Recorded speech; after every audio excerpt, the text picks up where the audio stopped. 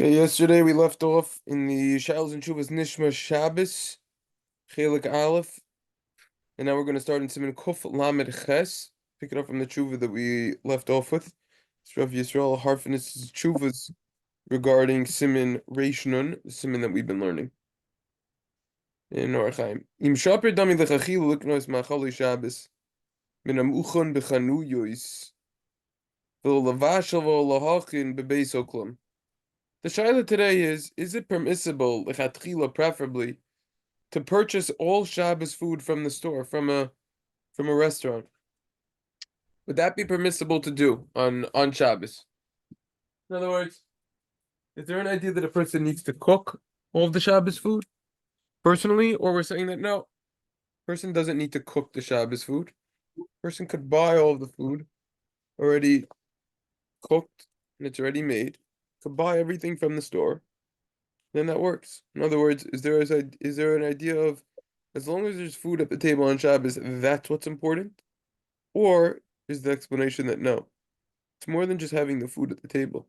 Question is, how did it get there? Was a person personally involved in cooking the food or not?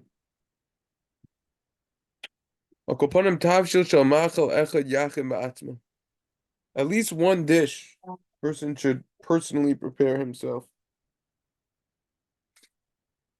Similarly, the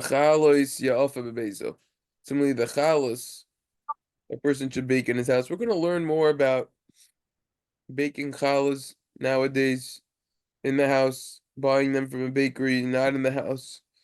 That's going to be Reish Mem Beis. So we're going to discuss that more. Anyways, there's a concept of cooking at least one dish. That's the idea over here. That's what we see from over here. And simple explanation is that a person should be physically involved with the mitzvah himself. Rav Harfinis explains like this: Kevan Shu Mashalim. I don't know what Yos is. B'shvil Masha Machal Kfar Mucha Na'achila. Temechir Machalim Sheinu Muchanim Hu Bezul Yoiser. The Das Eza Poiskim. The B'shliach B'schar Lo Yamrina Mitzvah Bo. The Tos Manam Hu B'makom Tircha De Gufa De B'manshal Nachav Elav Kegufa.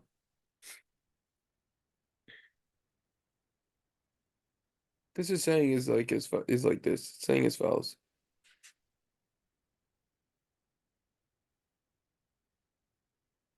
Even though we discussed the concept throughout this simon many times that it's preferable for a person to perform the mitzvah himself. However, it could very well be that since a person is paying, there's money on the table over here. He's paying money to purchase Shabbos food. And not only he's paying money, but it's more expensive. He's paying more money because if a person's going to buy raw ingredients versus if a person's going to buy something that's already cooked in a restaurant, cooked in a supermarket, and they're selling pre-made food that's already cooked, that is significantly more expensive than if a person would buy all of the ingredients that were required to make that food, but it wasn't made yet. Significantly cheaper.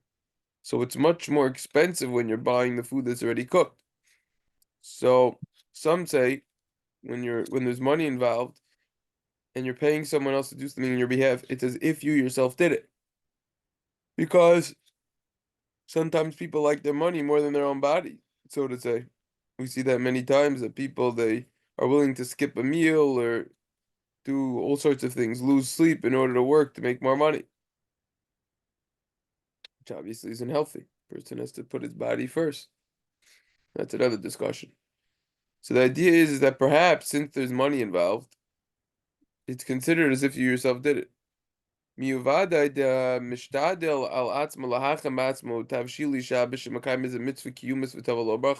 certainly, someone who strives to personally prepare the food for Shabbos, the dishes for Shabbos, he will certainly fulfill a mitzvah, and a bracha should come upon him. Ma says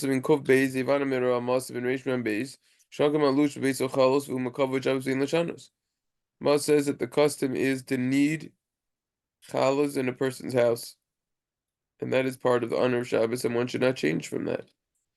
Upashus kavanas adavar, shehu mekavod Shabbos la'afois bebeso. And the simple explanation over here is that this is in honor of Shabbos.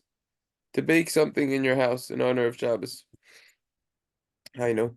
Shehitrichu, shehatirchu, behahis askos, la'afois u'lavashal ba'atma beso, umekavod Shabbos. Meaning, person burning himself and being involved with the baking or the cooking himself, that is the honor of Shabbos. Excuse me, Ayin Sham Shulchan Aruch Rav. In other words, I'm the Mishnah Berurah. In other words, there definitely is an idea to be personally involved with the cooking and the baking of the food items that you're going to use on Shabbos.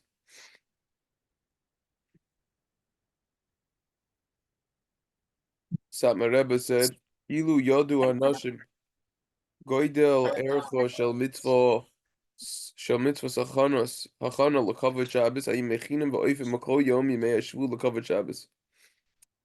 Satmar Rebbe said, if women would know the greatness behind the mitzvahs of preparing for Shabbos, how great it is when someone's preparing in honor of Shabbos, he would already start preparing and baking every single day of the week in honor of Shabbos. Ayin Shabbat Be'alacha Shem Yisraim Shabbat Mosino Arabim Hayoim Yischilu Yizanoshim Hashbis Aminagohu V'loichim Min Ha'oifa. So the Be'er Halacha, again, we're going to learn about this more in Reish Mem Beis. But the Be'er Halacha doesn't like it, how the women nowadays, they stopped making challahs in their house and they started buying the challahs made from the baker. But Lav Shaper Avidi Shemakat Mizah Kavod Shabbos, that's not good because they are diminishing from the honor of Shabbos. Imkin Huadin Shar Ma'achal, the same would apply with other food. That what, based on this Be'er Halacha, that you shouldn't buy the food when it's already made.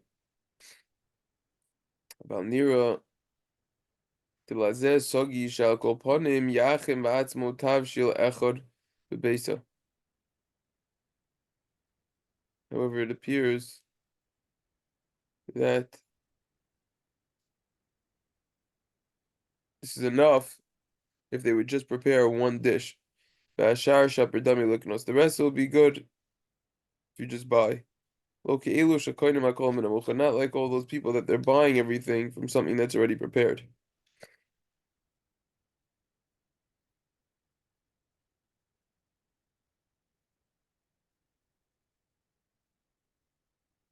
So he doesn't like you buying every single last dish for Shabbos from the store. He definitely does not like that because that is not what it's about. There's at least one dish that a person should make himself. At least one dish. So that's a very important point to make over here.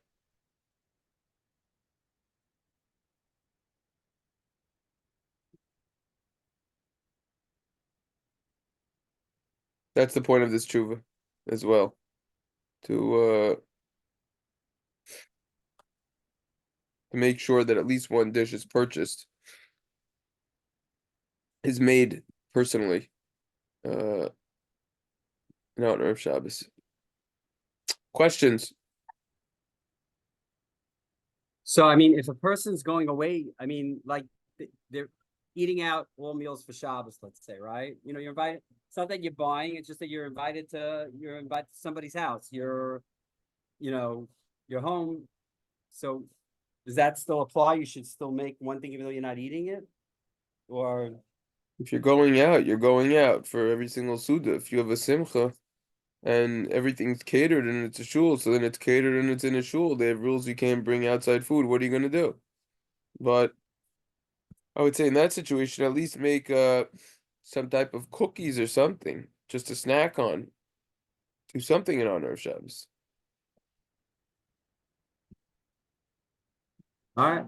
Yeah, but this tshuva is not discussing really that case. This is discussing, No, just if you're buying, I know if you're buying Shabbos. right, like they have, I don't know if you ever did this in a pressing situation, they have, for example, traditions by us. They have special Shabbos deals. Other restaurants also. I mean, every single Yeah. every single grocery store here, bingo, Kol Save, the Seasons, Gourmet God, all of them they have pre-made food, tons of it, tons, like hundreds Right. of pounds of extra. So, Siman Kuf Lamed Tes is a very interesting random miscellaneous tshuva. Imish Inyan Liknois Barav Shabbos Prachim Lakovat Shabbos. If you ever want to ask anyone a riddle, ask them, is it brought down anywhere that you should buy flowers for Shabbos? She wants to say yes. Yesh Inyan. There's apparently a Vayikra Rabbah, Chav Gimel, Parsha Chav Gimel Oz Zayin, as well as Shir Shirim Rabbah, Parsha Beis Oz Vav. On the pasuk Shoshana Bein Achuchim, a rose between chuchim is like thorn bushes. Kind of reminds me of the recent hostage deal. It was when they were handing them back, going through all the thorns. Now they already made an arrangement that they're not going to parade them through that mess anymore. But I don't know if you followed the news on that. Very recent. They just gave back, I think, 2 or maybe even 3 more hostages, and then the 5 Thai people, but they parade them through the whole mess. So they said you can't parade them anymore. Ridiculous. Keshoshana bein achuchim. Rose between the thorns. Ma shoshana zo. Mitukenes l'shabbosos v'yamim tovim. Kach Yisrael mitukonim l'geula shel machar. Just like this rose is fixed for Shabbos and Yontif, so too, hi big girl. So too, Klal Yisrael is prepared for the geula. They're going to be prepared for the geula, the redemption for the next day. Where did he go? And in other words, what's it saying over here? I'm not sure exactly what pshat. I'd have to look up this medrash, what this means, that the rose. Yeah. What are you doing? You want me to open that door? The rose is fixed for Shabbos and Yontif. Exactly what that means, that the rose is fixed. Get your nose. Okay, go. That the rose is fixed for Shabbos and Yontif. So too Klal Yisrael are fixed for the geula of the next day. Like I said, I'd have to look that up. So he says like this. Says that look at the Gemara in Shabbos on Lama Gimel. The Gemara says Lama Gimel Beis Bahu Sabed Derohit. You can't make noise, you're disturbing other people. Bahu Sabed Derohit Bein Hashmashos. There was an elderly person who was running Bein Hashmashos. That's the time in between sunset and when the 3 stars come out. In Beis Madoni Asa, with 2 pairs of hadassim. Those are one of the dalin minim that we use on sukkahs. Right, you have the lulav esrog, aravos, and then you have the hadassim. B'kavod Shabbos, he was doing in honor of Shabbos. For Klasei Rabbi Shimon ben Yochai, Rashbi praised him. Kama chaviv in mitzvahs al Yisrael. How dear are the mitzvahs towards the Jews? Peirush Rashi Sham, Beis Chavila Shel Hadas, the Areach b'Shabbos. He used them to smell on Shabbos.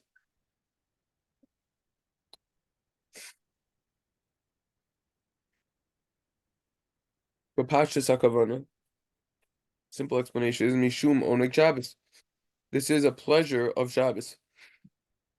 Yesh Lomer de Kemokein Nami. R'Riyah Shoshanim Nehadrin Yesh Bo Mishum Oneg.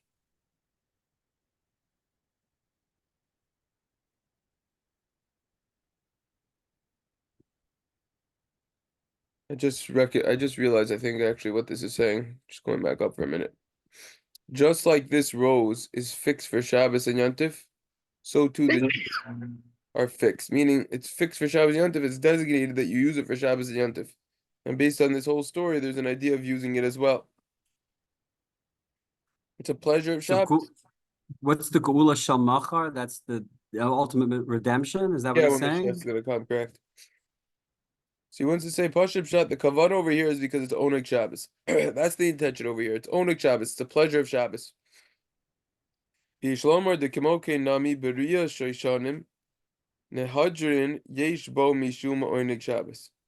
Similarly, when you look at the rose, when you look at a rose, it's beautiful. That gives a certain pleasure for Shabbos. According to this, you really see strong sources that it should specifically be roses. There are many types of flowers. Most of the flowers that they sell are not roses. But you could reject that idea. Because over there, that was only in order to make the bracha. And to complete, okay, and to complete 100 brachas on Shabbos every single day. Maybe that's why they did it, because they would actually say a bracha on it. But it's not implied from the language of the Gemara that this is in honor of Shabbos. In other words, what he's saying over here is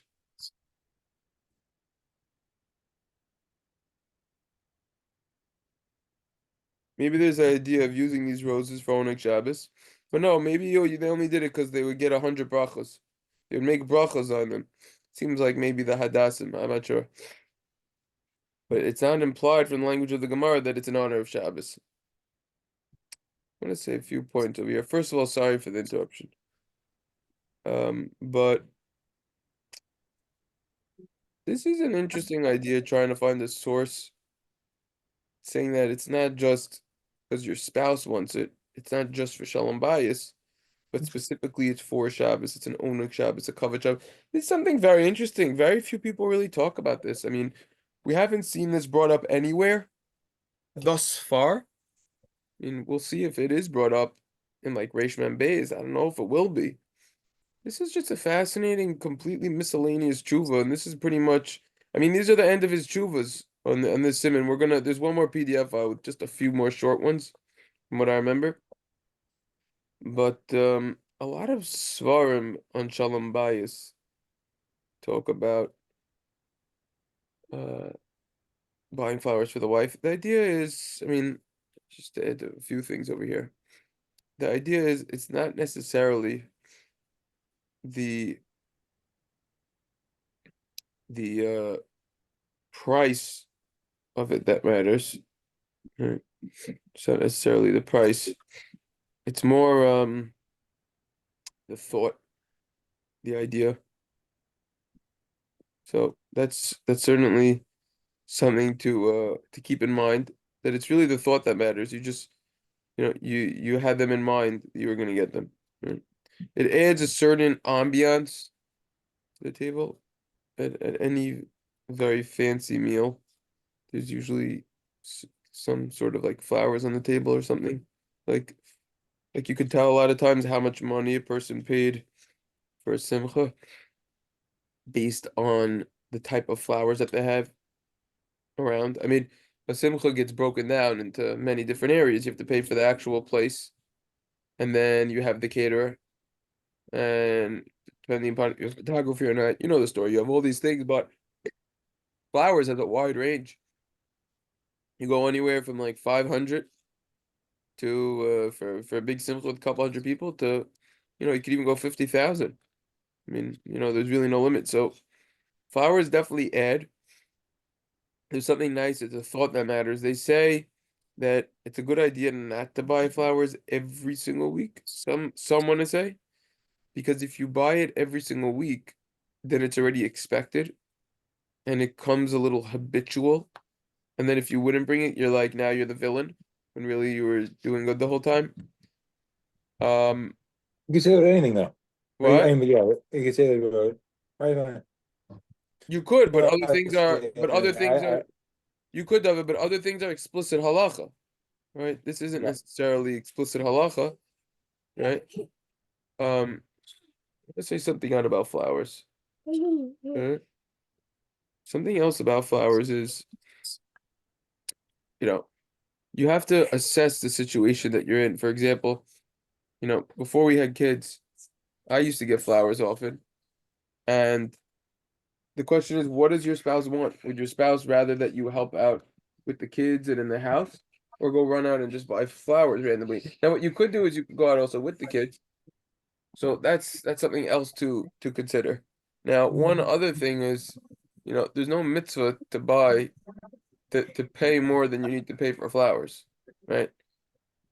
I mean, I think it's a little absurd the prices for some of these flowers in some of these places. It's absolutely outrageous.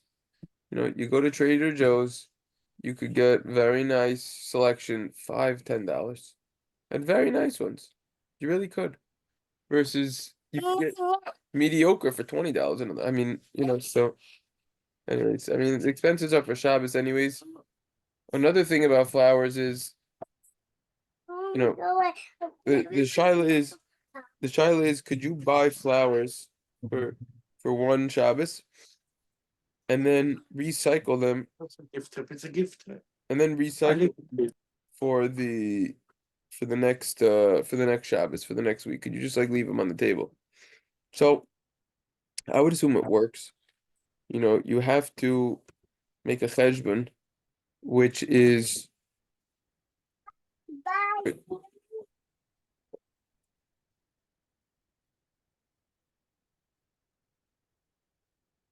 you have to make a cheshbon, which is what are we talking about? When you buy them, when you recycle them, right, for the next Shabbos. So that could work, but you have to assess that they don't smell, because once they start getting bad, they really start smelling. So you gotta get rid of them then. But usually within a week if you put them in water, so then that's fine. Some other applicable halachas that you need to know about flowers is it permissible to move a flower vase on Shabbos and Yontif? That's going to come up in halacha. Another very relevant shaila is it permissible to take flowers out of a vase that had water in it, remove the rubber string around the flowers, and then put the flowers back in? Or is that a problem of planting zoreya on Shabbos or watering directly? That shaila actually someone just asked me recently, and could be that there's a difference between if the flowers already blossomed or not. If it's already blossomed, it's not considered planting. You're doing the growth, and it was already in there before, preserving. But anyways, yesh line and that also with the dalaminim, putting them in a bucket of water. All right, when we get to those halachas, we'll get to them, and then we'll cross-reference to this truth over here. Okay. Questions? No, I mean, it sounds like flowers is a good thing to do. Yeah. 100%.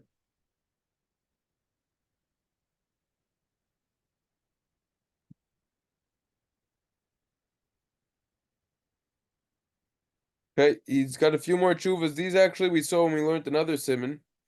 Not these, but like later on this PDF file. He says, is there a heter that in many kolalim they just don't learn on Erev Shabbos?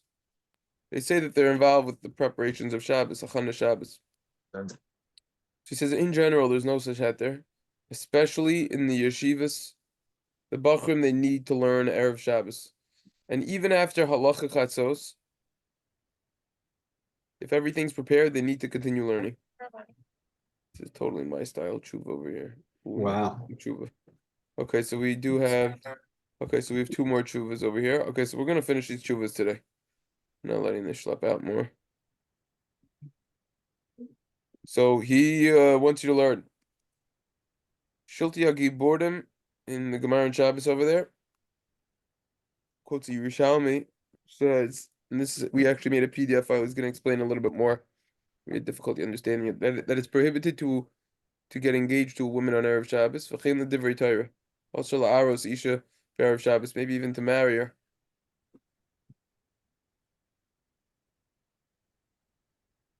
And he says, V'chein l'divrei Torah, and also for divrei Torah. So what does that mean?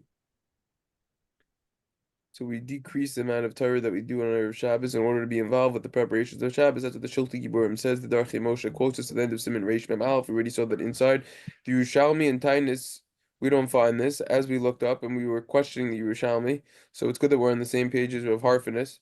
However, we find something similar to this in the Yerushalmi, Maseches Beitzim, Parakeh, Halacha Beis. But he's not intending for that at all. Because the Yerushalmi is a kasha. According to one opinion, he holds that Erev Shabbos is like Din Nefashos, like ruling life and death cases, but not financial. Chadman Damer, and one other opinion says the opposite. It has the status of Dinim Amoinos, financial matters, but not Din Nefashos, not life and death matters. So how could that be? Mar says, oh, sorry, I made a mistake. Yerushalmi asks a question. Chadman Damer Savar Shiddanan Be'erev Shabbos Din Nefashos. One opinion holds we keep the Beis Din open and we could judge cases that are regarding life and death, but not financial cases. The other opinion says the opposite. We only do financial cases, but not life and death cases. So how could he reconcile this contradiction? The Gemara answers, Kam halacha, kam le'devar Torah. It depends if it's for halacha or Torah. This is look at the Pnei Moshe, the Korban Eidah. They explain what the Gemara means in that answer. However, according to the Shilti Giburim, the reason is that you decrease slightly, but you don't completely cancel the court. So we see that you keep the Beis Din going Erev Shabbos as well. So he says that there's many kolim nowadays that they don't learn at all on Erev Shabbos. It's based on the Shilti Giburim and this Ramah, but he says Sarachian, because it's only brought down to learn less, but not to completely not learn at all the entire day. So perhaps this is based on an earlier custom that is brought in the Maharil in Hilchos Purim. It's brought over there that the Maharil wouldn't teach halacha and Tainus Esther because people are preoccupied with buying food for the Purim Suda.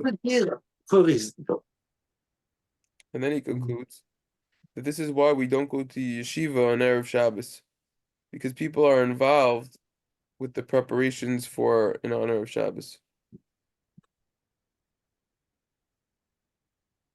So he wants to say like this. This only applied in their day and age, where they would prepare in their house all foods. Therefore,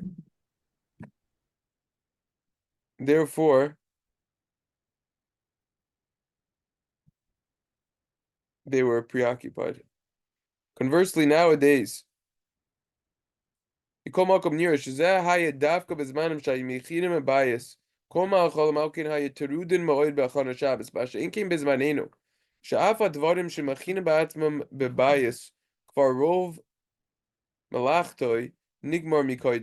most things that we do in our house that we prepare for our Shabbos, everything's already done before. For example, the meat's already slaughtered. Menukar. Maluach. Ve'ino chasarach bishul. Everything involving the preparation of the meat was already done.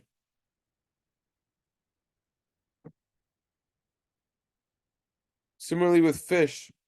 It's so easy to cook stuff nowadays. You just turn a little switch. You don't need to go out to the forest, cut down wood, start making a whole fire. It's so much easier. Many food items, like we saw, you can already buy in the store. It's already pre-made. And a person doesn't need kol kach zman meruba taknum. Lo shayich tirda nizkira. A person doesn't need as much time to fix them.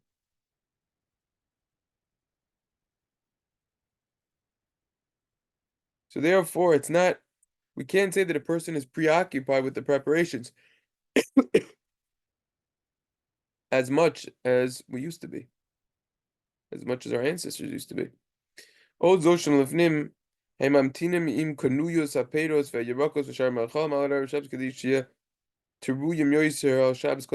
used to wait by the shuk by the marketplace and the stores of where they would sell fruits and vegetables and other foods until close to Shabbos so that it would be as fresh as possible. Mashinkim bizmanenu, sheisha called the makar. Nowadays we don't do that. Everyone's got a refrigerator, which preserves the fruit and the vegetables amazing even on the hottest day in the summer. Preserves it perfectly. And that's why the custom is to start buying food from already Thursday. Back then they used to need to go to the street to buy food.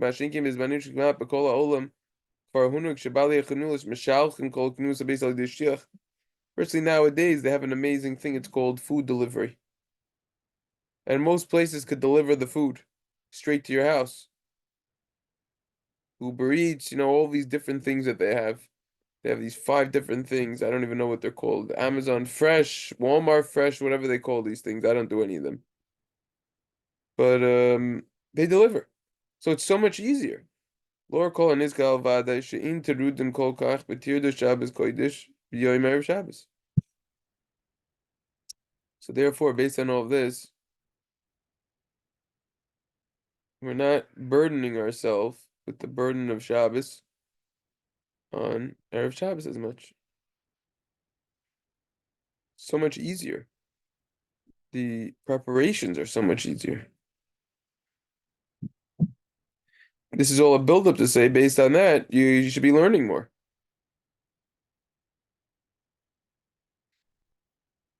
You're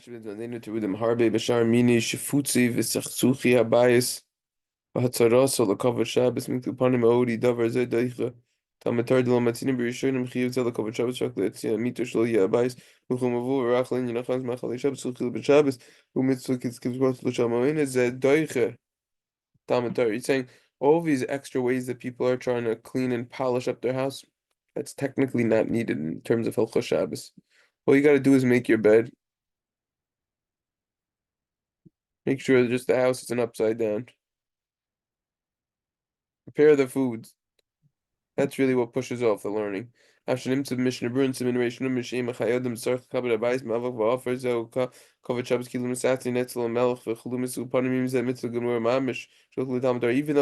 quotes the Chayadim who says, sweep your floors in your house from the dirt and the dust. To imagine as if an important guest or a king was coming into your house, granted, that's true, but the question is, does that halachically override and push off learning Torah? And even if you want to say that it would push off Torah, that only means to clean the house from the filth that's recognizable and that could be seen. That's what it means. You have to wait 5 minutes. I'm done. I can't talk now. So that's what it means, that it would push off. Is that a mitzvah gemura that would push off Talmud Torah or not? And even if you would say that it would push off Talmud Torah, that's only when it comes to cleaning the house from filth that's recognizable and that could be seen, which means the question is, what are you sweeping? Could you see what you're sweeping or not? There's a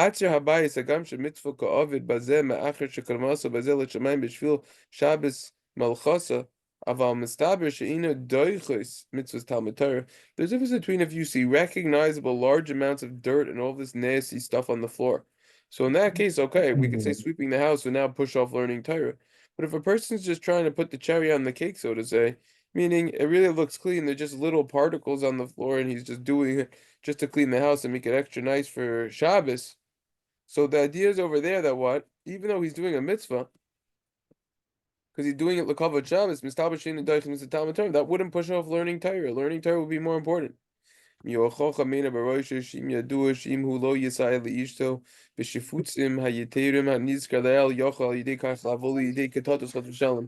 said 4 minutes. But a chachamina barosho means that a wise person, his eyes are in his head. And just like we said recently on the last shiurim that were put out of saying Shema in a car, or saying Shmona Esrei in a car while driving, could you do that? So he has to foresee what's going to happen in the future based on his current actions and the repercussions based on his current actions.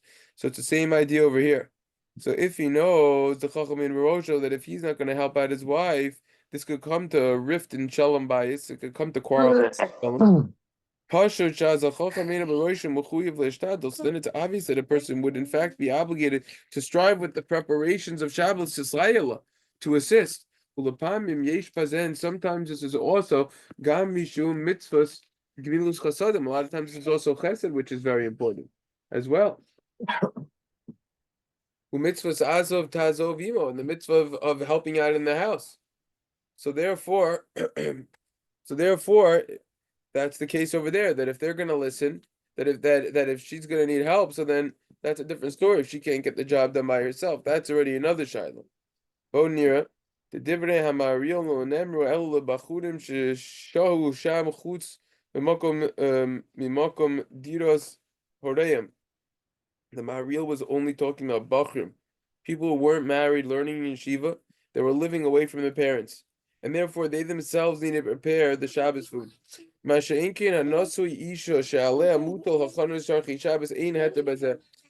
isn't the case. This doesn't apply. By what? By someone who's married. His wife is going to prepare everything, right? So then there's no het there. So, so then there's no heter to prepare for Shabbos.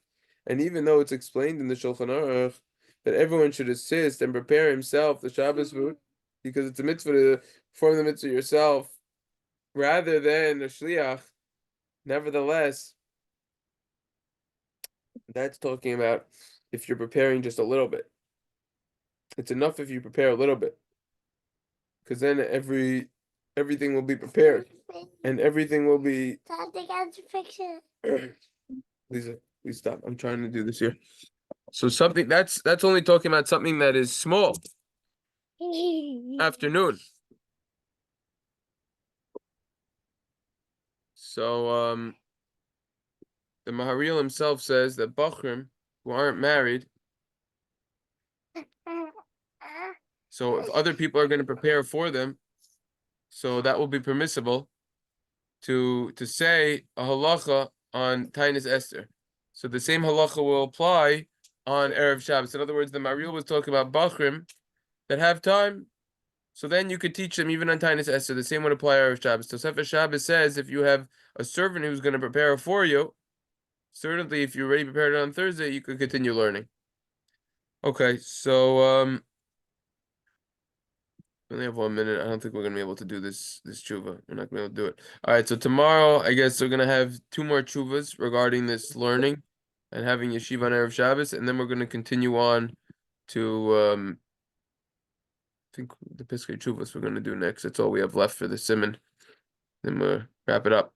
So everyone should have a wonderful day. Bruchim to you, and sorry for those interruptions there. Have a good day. Yeah.